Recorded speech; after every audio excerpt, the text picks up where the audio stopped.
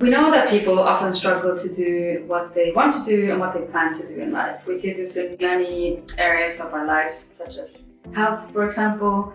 We plan to eat healthy. We know that that is good for us in the long run, but still we struggle to do it. In science, this goes under the terminology of intention-action gap. The reasons behind this can be several. One is what is called the present bias. It means that we value present rewards, immediate rewards, much higher than future rewards.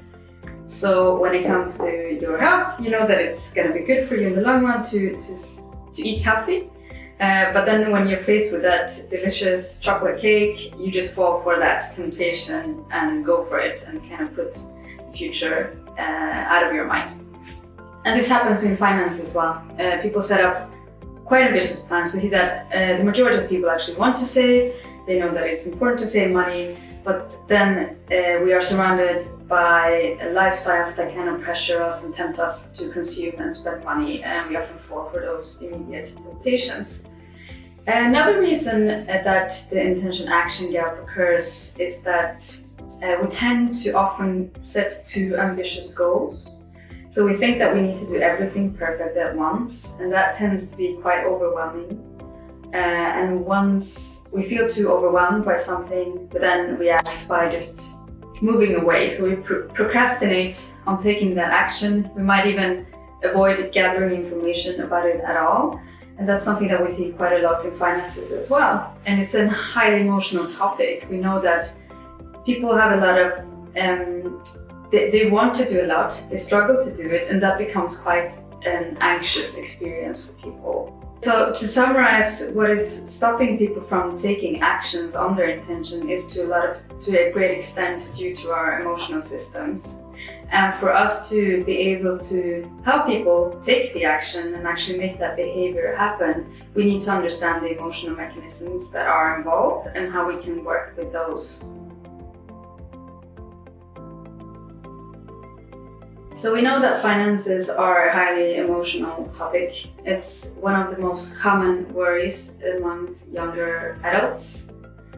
So with this knowledge that we have a large group of end customers who are walking around with strong negative emotions towards their finances, we need to understand how this influences their behavior and their decisions. Because actually, when we're stressed and worried about something, it actually influences our cognitive functioning, and we make poor decisions due to it.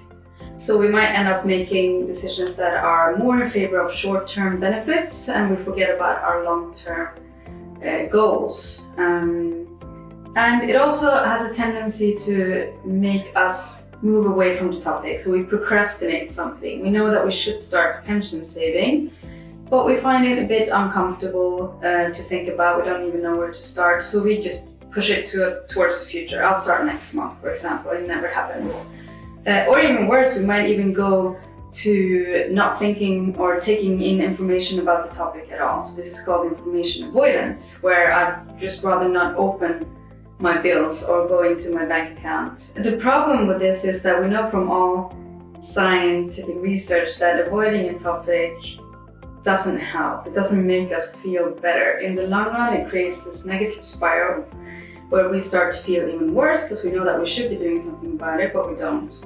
And with that negative feeling, will also then paralyze us even more. So we need to find a way to break this negative spiral of negative emotions and paralysis and turn that into something positive where we can encourage and activate the end customers. So to help people take action towards more sustainable finances, we need to understand the emotions that are involved in financial decision making. And we need to be able to work with these emotions rather than trying to work against them. So for a behavior to take place or for an action to occur, we need to have at least two things in place. We need to have motivation to do the action, and we need to have the ability to do the action. And at Drinks Technology, we work with both of these aspects. So we work with motivation by helping end customers connect emotionally with their finances. So this means not talking so much about money, but talking about what the money can give them in their lives. What will having the money actually make them feel? So this creates a deeper, more internalized motivation, and that kind of motivation we know is very important for us to achieve our goals.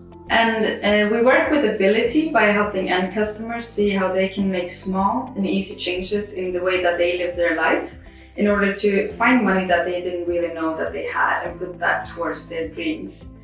And just as important as actually building the ability is building the perceived ability of the end customers. So this is what is called financial self-efficacy. The belief that one has in one's own ability to change one's finances or impact our financial situation. So this is something that we know from science to be hugely important in how people actually then behave and kind of decisions they make around their finances. And we work with this at Dreams Technology by providing the right kind of feedback at the right time to really show end customers how their small changes in behaviors has a huge impact on their finances in the long run.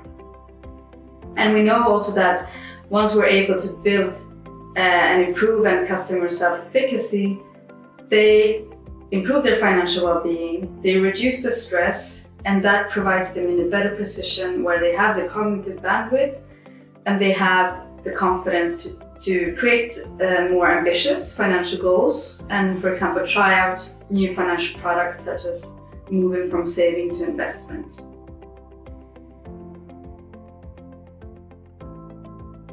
A lack of information is typically not a problem or not the main problem for why people don't behave in a certain way. Sure, you need to have a certain level of understanding in order to make some financial decisions, but typically we see that people know that they should be saving, they know even that it's good for them to invest, but they are still blocked in actually taking that action. And usually this is due then to a lack of either motivation and or a lack of ability. So we need to work with both of those, understand the emotional and the cognitive mechanisms that are involved in helping people making the decisions that they actually make. So if you just tell someone what they should be doing without connecting that to a deeper emotional or a deeper motivational level for that individual, it won't really make a big impact because that person won't be able to connect to why that matters to them. At the same time, if you just tell someone what they need to do, but without showing them how to actually do it, it will have the same paralyzing effect that people will just feel more or less attacked and they won't take action. In fact, they might even react the opposite way of like moving away from the topic altogether. So whenever we provide information or whenever we provide feedback on a topic on how a specific end customer has behaved, we need to always couple that with encouraging and easy to follow calls to action.